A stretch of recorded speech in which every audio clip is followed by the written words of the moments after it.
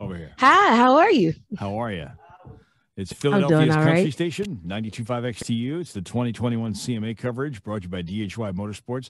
Revved up gift ideas for motorsports enthusiasts. It's Razz on the radio and Brittney Spencer, you were just here in Philadelphia. I was. It was such a good time. I was on the road with Brett Eldridge, and we stopped in Philadelphia and had a good time. That was at The Fillmore. the Fillmore.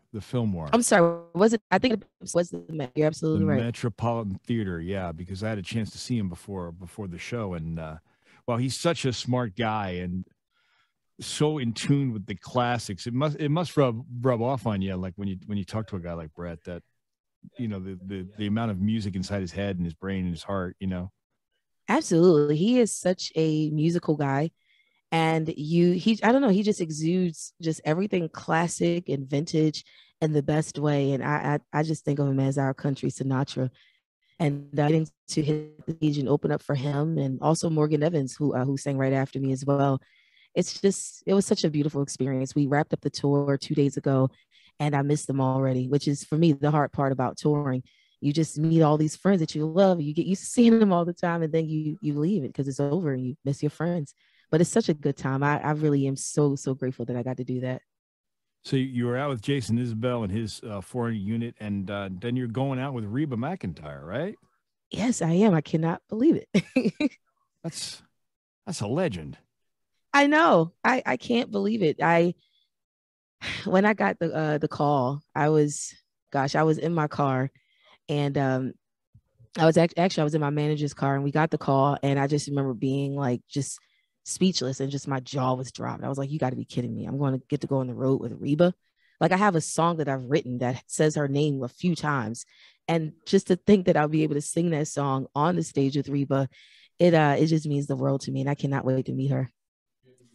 Well, it's a pleasure to meet you, and you've had so much exposure on television, and now, of course, so you're going on the CMAs on Wednesday night, and you're going to be teamed up with Mickey Guyton and Madeline.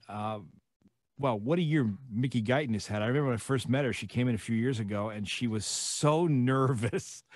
And I just remember when she sang, it was so beautiful. And she's really been brave and really has done a lot of great work in the last year or so. And it's wonderful that you guys are getting this platform coming up on Wednesday night on the CMAs. Absolutely. I am so proud of Mickey. I say it all the time. I don't think there is a me without Mickey. Mickey, she started seeing things that some of us only thought about in our heads or said behind closed doors. She brought the truth to the light, Mm. and she told about her experience as a Black woman in country music and some of the challenges that she's had to face, but also the hope that she still has, and the way that she sees us being able to go as a community, as a country music family. And because she spoke out, it made so much space for artists like me. And it's an honor to be here. I love country music with all my heart. I have for a very long time, and just to be able to step onto the stage and to do it with my sister, to do it with Mickey, and also with Madeline Edwards, who's also a new and up and coming artist as well. It means the world to me. I really do feel that my journey is not about me. It's not about me getting to always just get on stage and sing a song. I know that I represent something a little more, and it's a responsibility, but it's truly an honor. And to get to do this at the CMA Awards this year, it blows my mind. I can't believe that I get to do this. What a freaking moment. Yeah. I think you have the quote of the entire interview process here today. What a freaking moment. And that's true. That is Yes. true. You're so one of the things I think that's going to come with you as you go through this journey in country music is you're from right down the road. I mean, Philadelphia's a tough city, so is Baltimore. And Yep. Baltimore all day. You got to be strong to get out of Baltimore and Oh, and come out with a really positive attitude about a lot of things, right?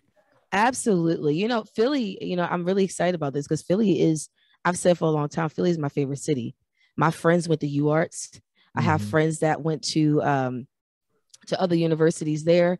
Temple, one of my closest friends went to Temple, and I used to go there for concerts, and I used to like leave like on Christmas Day because there was this band that played all the time, like they did Christmas concerts. Mhm. And my mom, for whatever reason, let me, my 16-year-old self, drive to Philly every Christmas for like 2 or 3 years just so I could see this band.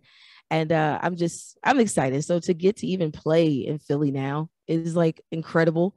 I mean, I'm playing also in Philly again on December 3rd at Milk Boy.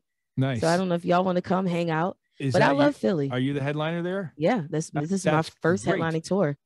That's great. Yeah, I had to come to Philly. Had to come to Philly. So who was the concert you went to see? Was it the Roots?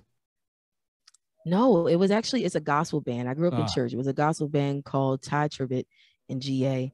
And that's where I come from. I come from church, and being able to see those concerts and then fall in love with Dixie Chicks, now the Chicks. I know it's a musical conglomerate. I think I am. Wow. But I country music sound like church to me, and I've used the two so often. And that's my life. That's what it meant for me to grow up in the Northeast in Baltimore. We heard a lot of different sounds at once. And I think my music reflects that. One of the things that everybody I speak to in this forum and on the radio, and if I read bios from everybody from Jason Aldean to Dwight Yoakam, they've never given up. Even in slow parts of their career, the one thing they always did was run out and play in front of a live audience, get their chops, get in front of the people, get in front of the fans, deliver every single night in the live atmosphere. You remember that when you go on forward and there's going to be times you're going to be up, you're going to be down, you're going to have hits, you're not going to have hits. Always perform, Brittney, always, and be fearless. Absolutely. You know, thank you. You're right. So have fun too while you're have fun being fearless. Thank you. Have fun being fearless. Now that's the quote. There you go. That's write the quote it down. You just mentioned. Write it down. Remember me when you write the song. I absolutely will. All right. All right. Good to talk to you here in Philadelphia. Thank you so much. Enjoy the performance. Have great in rehearsal and have fun there. And Mickey's going to be great. I can't wait to see what it sounds like and hear and looks like. And I can't wait to hear it. So thank you so much, Mark. You are incredible. Hope you have a great rest of your day. Okay. Peace. All right. Bye.